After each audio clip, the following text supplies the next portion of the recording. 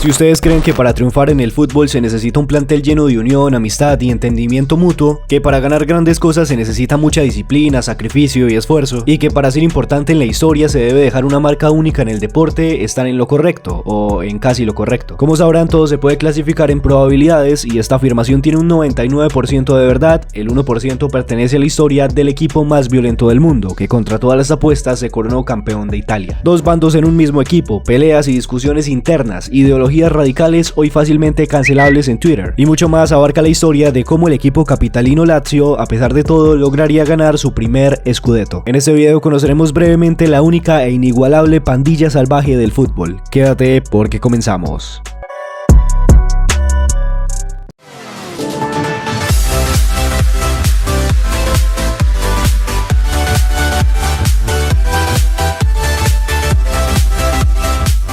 Todo empieza y parte de la situación social en la que el equipo se encontraba. Por supuesto, de aquí saldrían todas las ideas que para su momento se creían, etc. Los años 70 en Italia fueron llamados como los años de plomo, en una década que fue marcada únicamente por la violencia callejera. Los enfrentamientos a mano armada y más recursos de este estilo entre los grupos izquierdistas, los neofascistas y el Estado, entre más entes que luchaban por sus propios intereses y creencias. Por esos tiempos se vivía también la Guerra Fría. El gobierno italiano sacó una estrategia entonces para frenar a todos los grupos que lo retaban, los movimientos de izquierda y otros pensamientos alternativos. La estrategia consistía en crear atentados terroristas para exterminarlos a todos. Con el paso de los años, la radicalización política fue creciendo y se esparció por casi todo el país, centrándose por supuesto en las ciudades más grandes y específicamente en la capital Roma. A todo esto, en la cuna del fútbol romano, el equipo considerado por muchos el más conservador de Italia tendría una excéntrica participación con sus jugadores para la temporada 73-74.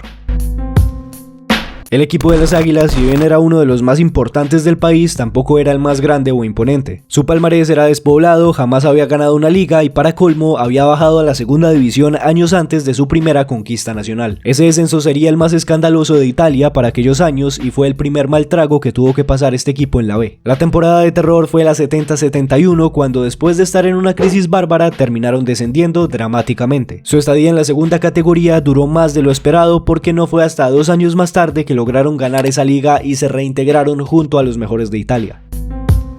De vuelta en primera división, el productor del glorioso ascenso fue el estratega Tommaso Maestrelli, con el que también llegaría al conjunto blanquiceleste su única gran estrella, de gran nombre el referente de este equipo Giorgio Chinaglia. The people are saying, well, he didn't do this right, he can't play, just give me satisfaction, just give me everything.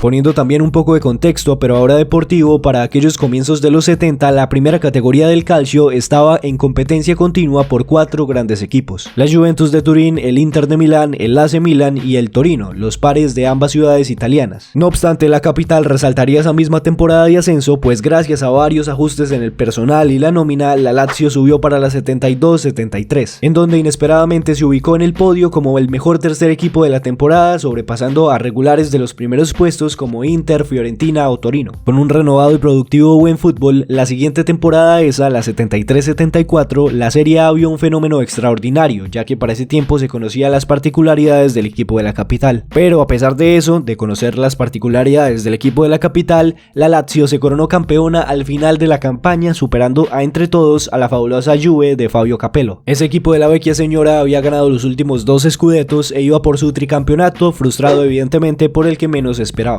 Pero si bien todos en aquella época conocían las principales curiosidades que hacían característico al equipo, todavía no hemos hablado de cuáles eran esas mismas.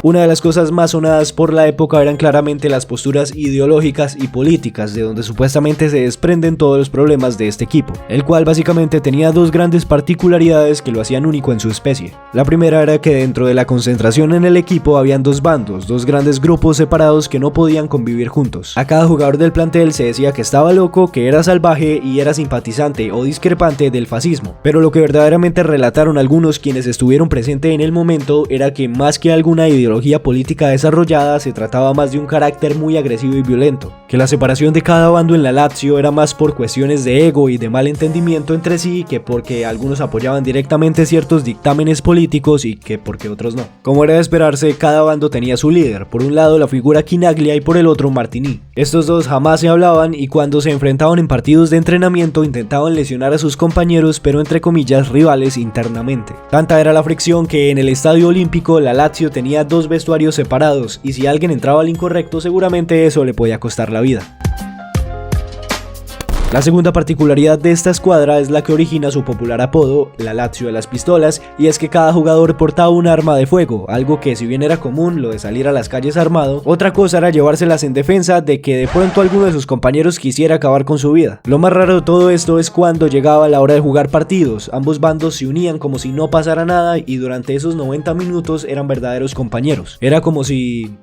Bueno, mejor les leo una frase y así seguro que lo entienden. Abro comillas, llevábamos pistola casi todos y habían 2 bandos divididos. En los hoteles ni nos veíamos, eso sí, en el campo éramos un solo equipo. Si en algún partido alguien le hacía daño a Chinaglia o a Wilson, que eran de su clan, Martini y los suyos se comían al que lo hubiera hecho. Luego durante la semana ni nos hablábamos, cierro comillas. Recordado al respecto Vincenzo D'Amico, integrante de aquel plantel. Una cita de la página notasperiodismopopular.com.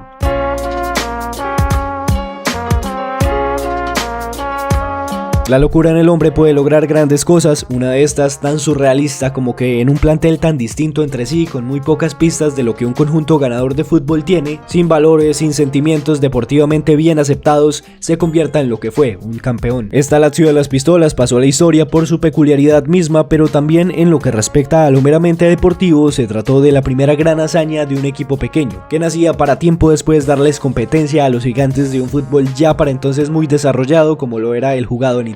Por supuesto, me gustaría leer sus opiniones acerca de este insólito caso en el calcio. ¿Aún creen en el fenómeno o aún siguen escépticos con la gigante incoherencia que presentó este particular once?